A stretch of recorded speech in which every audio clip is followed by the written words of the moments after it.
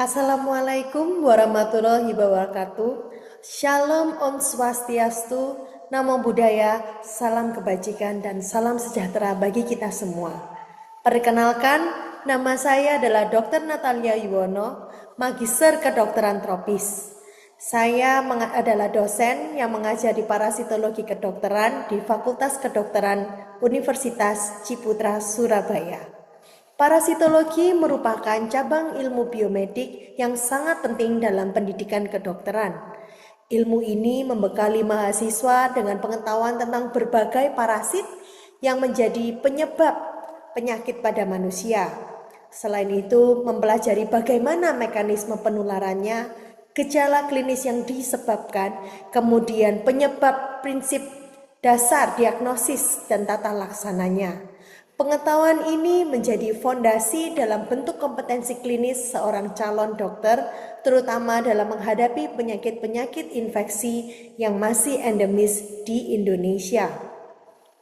Materi parasitologi dalam kurikulum kami tidak diberikan secara terpisah, melainkan terintegrasi dalam berbagai blok sistem organ yang tersebar dalam semester 3 hingga semester 6.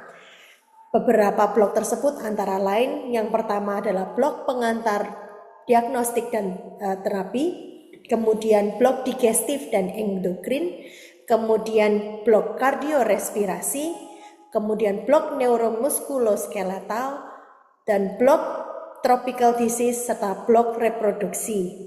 Capaian pembelajaran dari mata kuliah parasitologi ini adalah diharapkan mahasiswa mampu menjelaskan dan membedakan spesies-spesies parasit yang menyebabkan penyakit pada manusia, termasuk mengenali karakteristik biologis, gejala klinis yang ditimbulkan, serta pendekatan diagnosis dan preventifnya. Sebagai contoh, dalam blok tropical disease, salah satu topik yang diajarkan mengenai arthropod kedua. Pada topik ini, mahasiswa diharapkan mampu membedakan karakteristik morfologi, siklus hidup, dan strategi pencegahan penyakit yang disebabkan oleh kelompok parasit arthropoda seperti Anoplura, Siponaptera, Orthoptera, dan Hemiptera. Pengetahuan ini penting karena berbagai spesies ini berperan sebagai faktor penyakit atau yang menyebarkan penyakit yang signifikan secara epidemiologis. Metode pembelajaran pada mata kuliah parasitologi ini berbagai macam dan bervariasi. Dapat berupa kuliah interaktif, praktikum, problem-based learning, case-based learning, membaca jurnal, dan penugasan lainnya.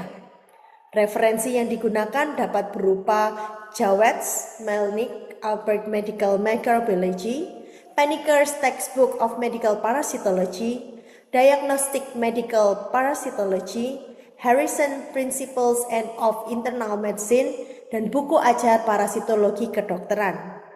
Buku-buku ini dapat dijumpai pada perpustakaan di kampus dan juga disediakan dalam bentuk e-book yang dilanggankan oleh program studi. Semua materi ini dapat tersedia di learning management system kita, sehingga apabila mahasiswa memiliki pertanyaan-pertanyaan, ini dapat didiskusikan dalam forum yang tersedia di LMS. Dalam hal penilaian, mata kuliah parasitologi ini mengikuti sistem blok, yaitu penilaiannya terintegrasi di dalam blok. Komposisi penilaian tersebut disesuaikan dengan blok yang berjalan. Antara lain, pada proses kuliah, dinilai melalui soal MCQ yang berbasis vignette atau base option dengan bobot sebesar 60%. Kemudian pembelajaran praktikum dinilai melalui soal short essay, laporan, dan serta ujian praktikum berupa skill dengan bobot 10%. Kemudian dalam small group discussion dinilai dari penilaian harian, laporan, dan ujian presentasi dengan bobot sebesar 17%, serta keterampilan medik dinilai melalui penilaian harian dan ujian keterampilan medik dengan bobot sebesar 13%. Berikut ini adalah tayangan cuplikan proses pembelajaran dan pengajaran pada kelas yang saya ampu. Di dalam video ini, saya akan menyampaikan salah satu topik pembelajaran yang berkaitan erat dengan kompetensi lulusan dengan pendekatan yang integratif dan kontekstual. Materi yang disampaikan tidak hanya mencangkup aspek biologis dari parasit tersebut, tetapi relevansinya terhadap gejala klinis, kemudian metode pemeriksaan penunjang, kemudian strategi pencegahan yang aplikatif di layanan kesehatan primer. Harapannya, pembelajaran ini mampu menumbuhkan pemahaman yang mendalam, keterampilan berpikir yang kritis, serta kepekaan mahasiswa terhadap permasalahan kesehatan berbasis parasitologi di masyarakat. Selamat pagi teman-teman semuanya. Jumpa lagi ya sama saya, Dr. Natalia. Saat ini kita akan mempelajari mengenai entomologi. Ya, diharapkan nanti pada saat pemberian kuliah ini nanti saya akan menjelaskan, kemudian nanti akan ada beberapa tugas kelompok ya, nanti dibagi sesuai dengan kelompok small group discussion, kemudian nanti akan ada instruksi tugasnya, kemudian dikumpulkan via Moodle. Semuanya sudah punya akses di Moodle e-learn kan ya?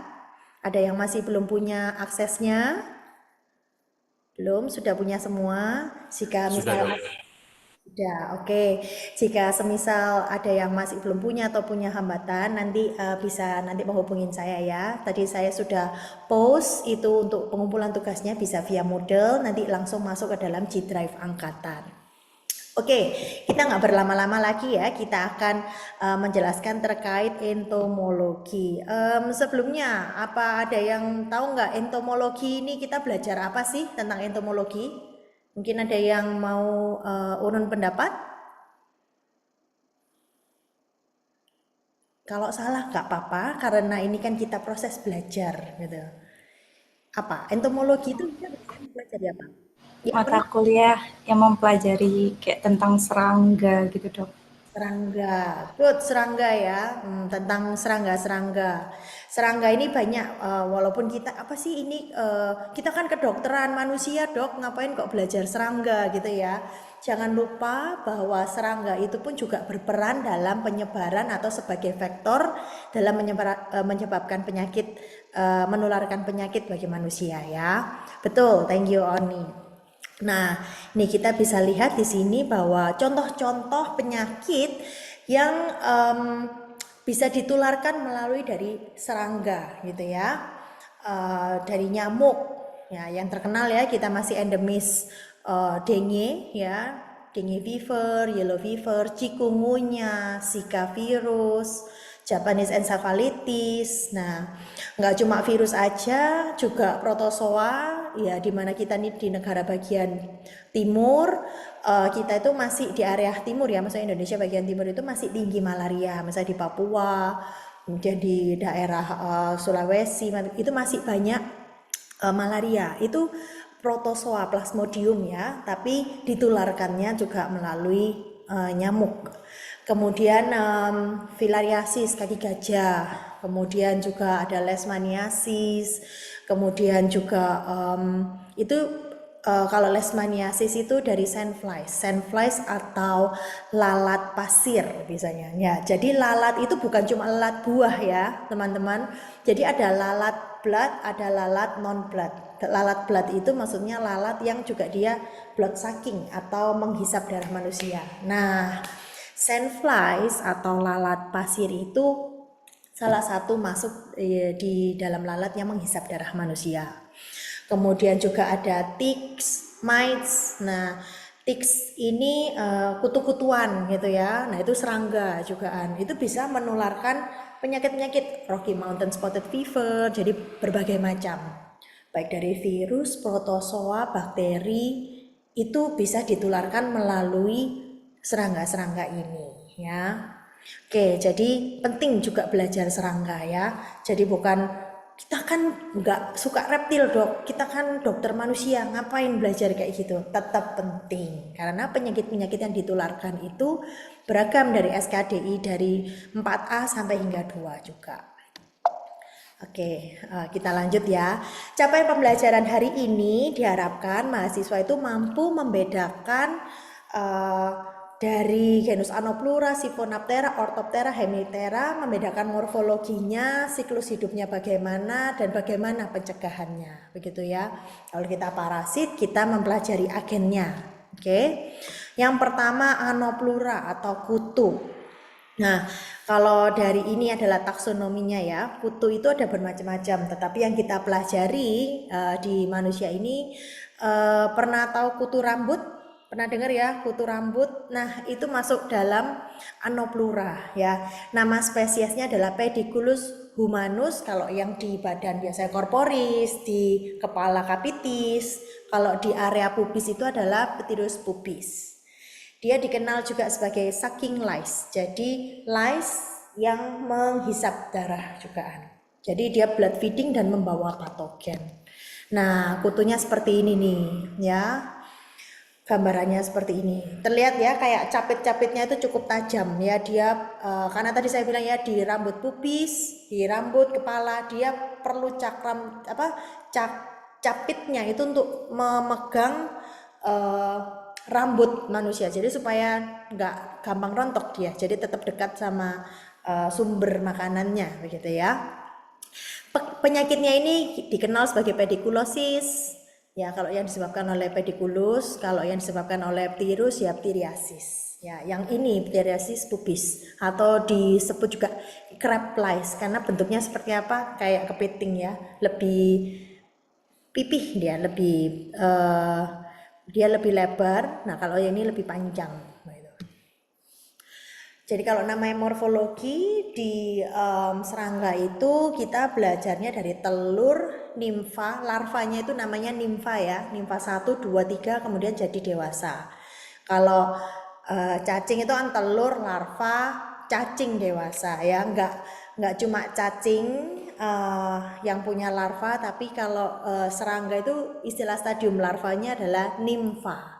Nah, bentukan telurnya ini seperti ini ya, dia melekat kepada rambut dengan lapisan kitin. Terlihat ya, ini ada lapisannya. Nih, kalau di gambar ini kelihatan ada lapisannya. Pernah tahu sisir serit? Nah, itu kan karena sangat rapat sekali ya. Nah, itu digunakan, diharapkan waktu dia tersisir ini telur dan serangga-serangga yang berusaha memegang di rambutnya itu terlepas gitu ya. Tapi tidak cukup hanya menggunakan sisir itu saja, tapi tetap harus ada minum obatnya, menggunakan obat juga ya, sampo segala macam. Nah, telur ini bentuknya oval berwarna putih ya, seperti ini. Ukurannya kurang lebih 0,8 dikali 0,3 mm. Dia mempunyai operculum. Ini operculum, terlihat ya. Sebentar, saya gunakan laser point supaya terlihat. Nah, ini seperti kayak tutup gini ya, tutup toples begitu. Nah, dia melekat dengan rambut menggunakan lapisan kitin sekitar, biasanya dia dekat dengan rambut kalau misalnya 1-4 mm dari scalp. Nah, ini penting sekali untuk saat kita diagnosis ya. Jadi saat kita mendiagnosis, kalau kita lihat ukuran telurnya kurang lebih jaraknya itu sekitar 1-4 mm, jadi masih dekat sekali dengan kulit rambut. Nah, itu berarti masih baru akut. Tapi kalau sudah, rambut kan tambah lama tumbuh tambah panjang ya. Nah, kalau dia udah agak jauh berarti itu lebih lama lagi, sudah infeksi sudah lama itu. Ya. Ketiga spesies yaitu tadi ya Pediculus humanus baik corporis, Pediculus humanus capitis, Pteridus pubis itu mempunyai ciri-ciri telur yang sama. Jadi nggak bisa tahu nih kalau telur, wah telur yang kayak gini nih telurnya siapa? Nggak tahu, nggak ada yang tahu karena modelannya sama gitu ya. Mau yang pediculus maupun pteridus. Nah, kalau stadium nimfa ini bentukannya seperti ini. Ya. Stadium nimfanya ini 1, 2, nimfa 3. Nah, bentukan male dan female. Selalu ya kalau di parasit yang betina, yang female betina ini selalu lebih besar ya, karena dia kan biasanya yang bertelur, dia yang harus memberikan makan pada anak-anaknya begitu ya. Jadi dia yang lebih besar gitu. Ukurannya kalau nimfa ini kurang lebih 1 mm, jadi masih kecil gitu ya. Jadi matang melalui molting 3 kali, makanya ada 1, 2, 3. Dan dia untuk menjadi dewasa itu perlu kurang lebih 7-14 hari, jadi 1-2 minggu. Setelah menetas tetap tinggal di kepala. Sorry ya, ini tipe kelapa hingga dewasa. Dia karena namanya parasit ya, jadi dia membutuhkan inangnya begitu ya. Kemudian ini adalah stadium dewasanya. Nah, ini adalah sisi dorsal, sedangkan ini sisi ventral ya. Dia tidak bersayap, jadi tidak terbang, tidak bisa terbang, tapi bilateral simetris. Tubuhnya itu pipih dorsoventral, panjangnya kurang lebih 2-4 mm. Ada 3 segmen, yaitu dari kepala, kemudian segmen toraks, kemudian yang besar ini adalah segmen abdomen. Ya, kemudian sepasang mata ini di sini sama nanti di sini yang terletak di lateral dari antenanya.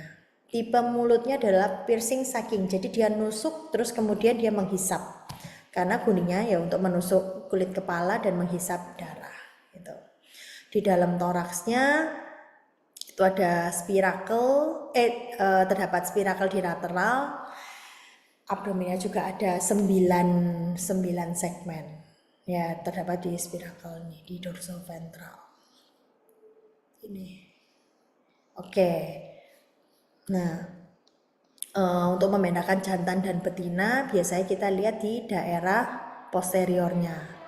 Kalau yang pada jantan, dia ada seperti penonjolan, sedangkan pada yang betina, dia ada lekukan seperti huruf V yang terbalik.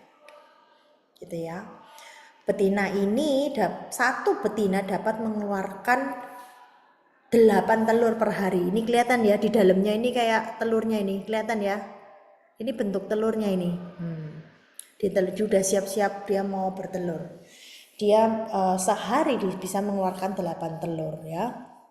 Jadi ciri khasnya morfologinya ini dia memiliki, kalau bentukan dewasanya ya, pediculus itu memiliki kaki yang sama panjang. Jadi ada 3 pasang, 1, 2, 3, sama-sama panjang. Terus kemudian dia seperti ini ya, berkuku. Dia memang gunanya untuk mencapit. Terus kemudian ini ada spirakel-spirakelnya ini di bagian abdomennya. Begitu. Bentukannya dorsoventral ya, pipi. Siklus hidupnya yaitu dari telur menjadi nimfa 1, 2, 3, kemudian menjadi dewasa. Temperatur yang optimal untuk inkubasi sekitar 32 derajat Celcius dengan kelembapan 70%. Jadi biasanya memang kalau di daerah yang lembab begitu ya, memang juga banyak yang terkena. Kemudian kalau di daerah yang terlalu dingin atau terlalu panas, malah telurnya ini nggak bisa menetas. Nah, kalau sudah menjadi dewasa ini, dia bisa hidup sehingga 1 bulan, gitu ya. Kenapa sih manusia kok bisa terkena ya antara satu dengan satu yang lainnya? Ini kontak langsung. Jadi bukan dari gigitan nyamuk, atau kalau biasanya penyakit parasit itu kan tertularnya berdasarkan dari makanan yang tidak bersih gitu ya, entah apa enggak. Kalau ini kok bisa terkena ya karena kontak dengan manusia yang sudah terinfeksi. Jadi kalau di sini dengan tahu siklus hidup, transmisinya bagaimana, Anda bisa mengetahui pencegahan yang tepat itu apa. Ya, jadi ya jangan sharing things gitu ya. Maksudnya sharing things itu kayak menggunakan handuk yang sama gitu ya. Ya jangan. Jadi personal hygiene itu harus diperhatikan. Jadi barang-barang pribadi ya untuk diri sendiri gitu ya. Dan ya kalau misalnya tahu orang itu sedang terkena penyakit ya harus diobati semua. Jadi seringkalinya kalau misalnya ini ada kasus juga ke kelas kalian itu penelitian ya, skripsi di satu pesantren. Ya memang satu pesantren itu rata-rata ya terkena ada kutunya begitu ya. Ya tinggal bersama kan, jadi harus diobati, nggak cukup cuma 1 orang, jadi harus seluruhnya diobati begitu. Nah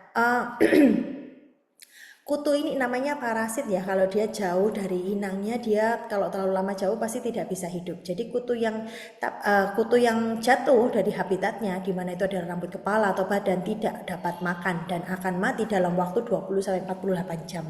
Jadi nggak sampai 2 hari dia akan meninggal, mati ya. Dan kutu badan ini lebih hidup dan meletakkan telur di bagian hanya pindah ke kulit untuk dimakan. Jadi lebih kuat kutu yang Pediculus humanus yang corporis daripada Pediculus humanus capitis, gitu ya. Nah, ini bentuknya seperti ini ya, pipih dorsoventral. Ya, kebiasaannya makan Anda pada waktu menggigit, kutu dewasa ini menginjeksikan. Jadi tipe mulutnya tadi piercing, dia nusuk, terus dia mengeluarkan salivanya itu untuk kayak anestesi lokal gitu ya, pinter ya. Jadi yang jadi inangnya ini, hostnya ini nggak tahu kalau itu di kepalanya ini sudah ditusuk gitu ya. Terus kemudian dia mengeluarkan seperti antikoagulan untuk mencegah darah supaya nggak cepat membeku. Jadi terus kemudian dia dihisap gitu ya. Dalam satu hari itu dia bisa melakukan menghisap darah ini bisa beberapa kali, begitu. Berjalan antara helai rambut dengan menjepit. Jadi kayak tadi karena tangannya itu seperti claw gini ya, dia punya kuku untuk jepit, dia bisa cepat jalan dari helai satu ke helai yang lain. Jadi sulit sekali kalau dilokalisir gitu. Jadi biasanya langsung pakai obat kayak sampo gitu ya, langsung aplikasi yang topikal daripada cuma minum gitu. Nah, lokasinya yang menderita ini nggak cuma di daerah tropis aja, tapi di seluruh dunia bisa. Dan paling berdasarkan epidemiologi ya, paling banyak itu mengenai usia 3-11 tahun. Gitu. Kemudian kalau yang body lice atau Pediculus humanus corporis ini juga mengenai seluruh dunia, tapi lebih sering dijumpai pada daerah yang kumuh. Jadi mana biasanya terjadinya perang, daerah yang banyak sekali tunawismanya. Ya karena tidak ada personal hygiene tadi itu ya, nggak tahu. Terus kemudian tinggal bareng, aduh itu sangat kotor sekali gitu ya. Jadi bisa kontak dengan yang penderita satu dengan yang lain. Nah, kutu-kutu ini nih dapat menjadi faktor untuk penyebaran epidemik tifus, trench fever, low-borne relapsing fever gitu ya, Staphylococcus aureus, Staphylococcus pyogenes. Jadi bisa untuk macam apa ya, menjadi faktor baik dari virus kemudian bakteri begitu. Ya. Ini yang tadi sudah dijelaskan. Nah, gejala klinisnya kalau misalnya terkena kadang asimptomatik, jadi asimptom, jadi tidak bergejala. Ya tahu-tahu aja tiba-tiba ya baru kerasa gatalnya gitu ya. Karena terlalu sudah banyak sering, terus dia alergi dengan produk antikoagulannya dari kutu tadi. Kemudian karena gatal digaruk biasanya menyebabkan iritasi. Bisa bentukannya makulopapular rash. Terus kemudian ada bentukan kayak clotting ya, ada bentukan seperti kayak pembekuan di bagian tengah gitu ya, bekasnya ditusuk tadi. Adanya peradangan di daerah lokal gitu ya. Nah, kalau misalnya sampai infeksi sekunder bakteri juga bisa, itu merupakan komplikasi. Jadi karena iritasi kulit digaruk terus kemudian juga kebersihan nggak dijaga, jadi bakterinya di sana makin berkembang, jadi akhirnya bisa infeksi sekunder bakterial. Jika berat bisa sampai ditumbuhi jamur. Nah, kalau sampai berat itu model rambutnya itu sudah sampai melekat, mengeras ya, karena lukanya sudah banyak, meradang, serum. Nah, itu biasa disebut sebagai hobo disease atau vagabond disease. Jadi memang ya ini trennya di tempat-tempat yang kumuh ya. Gitu. Jadi sampai bisa ditumbuhin jamur. Ya. Kutu kepala ini kalau di kepalanya sudah banyak ya bisa sampai ke wajah, ke leher juga bisa. Gitu. Untuk penegakan diagnosisnya, gimana kita bisa mendiagnosis ini terkena pediculosis atau psoriasis? Nah, jika ditemukan nimfa atau kutu dewasa atau nids-nya viable, jadi yang tadi telurnya, nids itu telurnya ya, itu ya masih ya sekitar 1-4 mm dari kulit kepala gitu. Itu kita namakan ya masih akut-akutnya kan. Kita tahu kalau misalnya dari telur sampai dia menjadi dewasa itu butuh sekitar waktu 7-14 hari 2 minggu.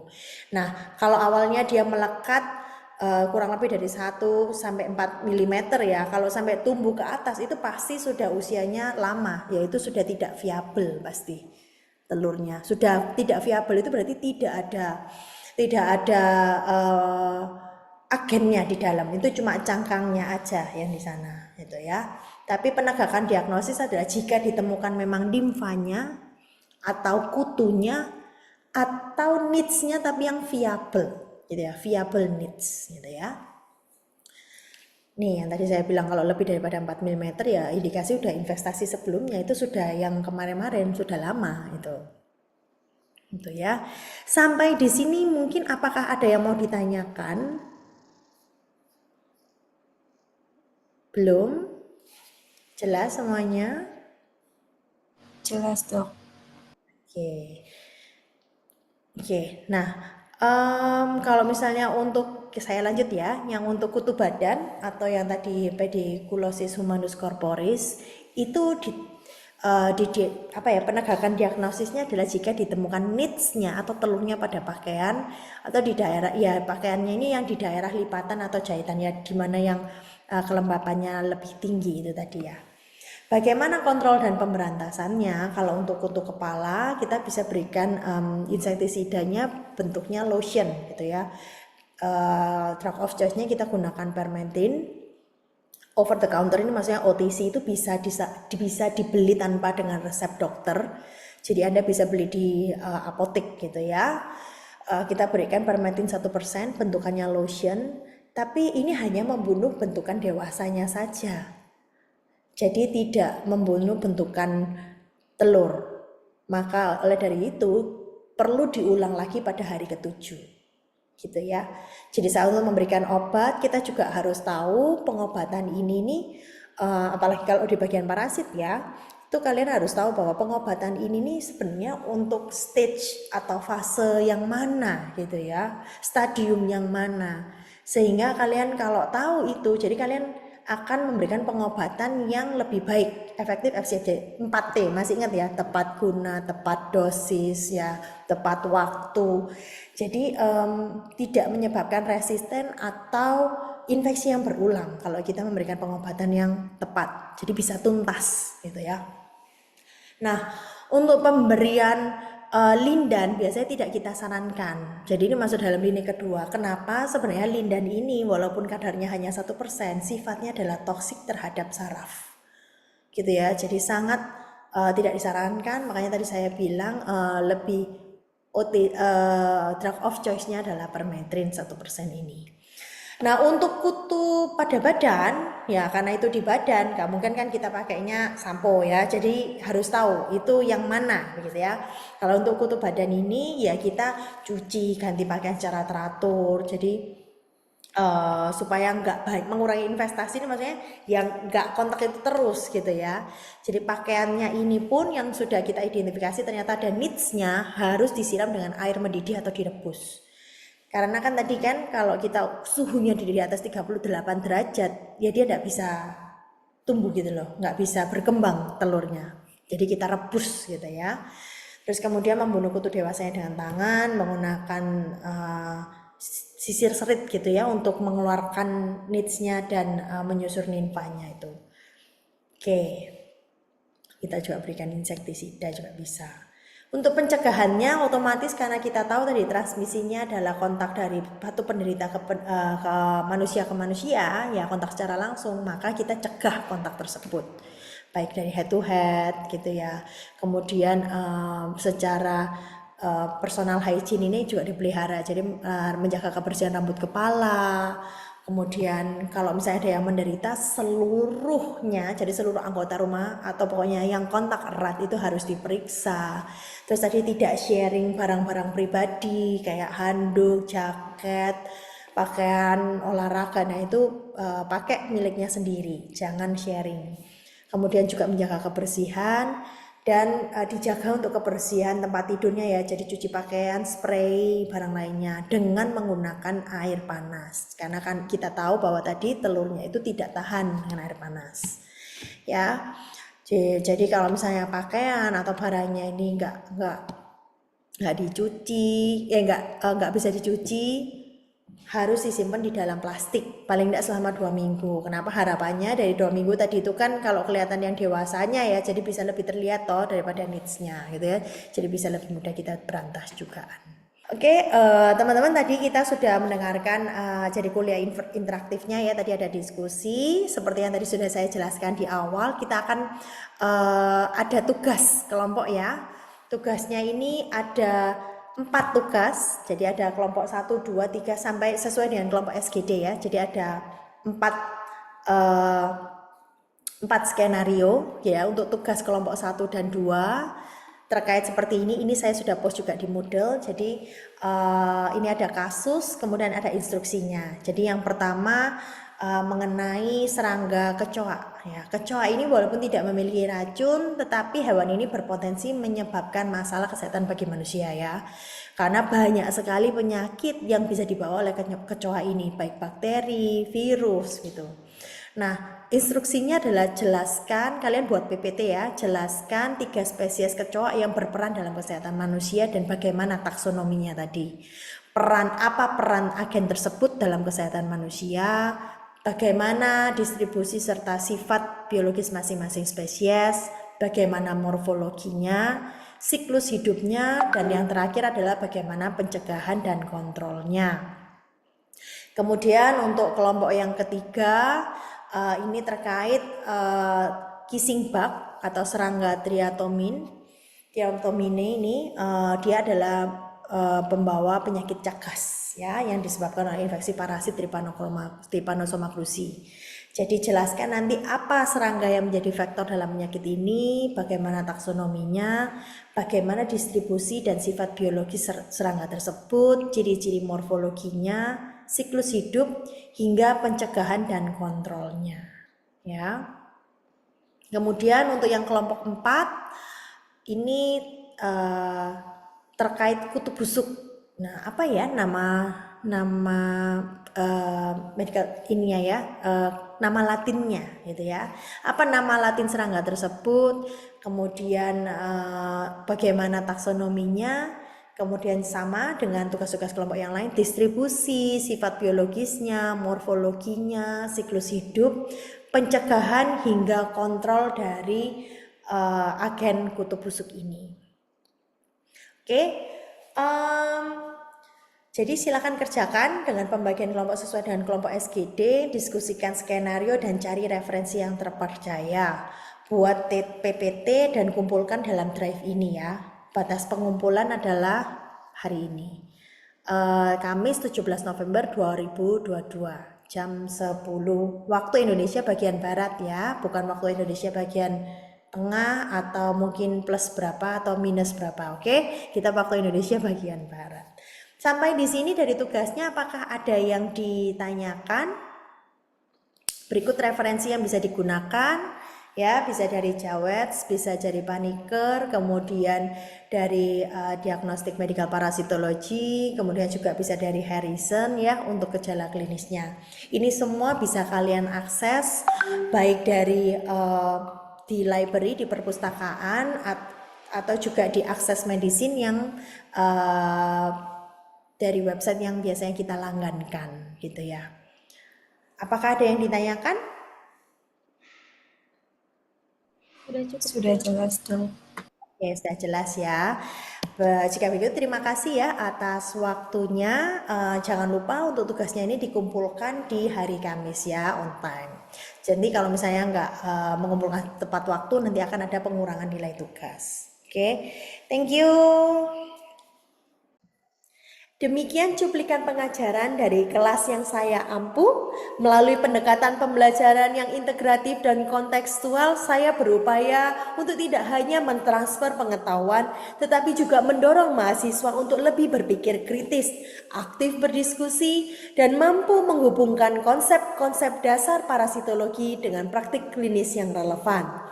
Saya percaya bahwa pengajaran yang bermakna tidak hanya lahir dari materi yang disampaikan, tetapi juga keterlibatan dosen dalam membimbing dan menginspirasi mahasiswa untuk terus belajar pada sepanjang hayat. Terima kasih atas perhatian dan kesempatannya. Salam entrepreneur.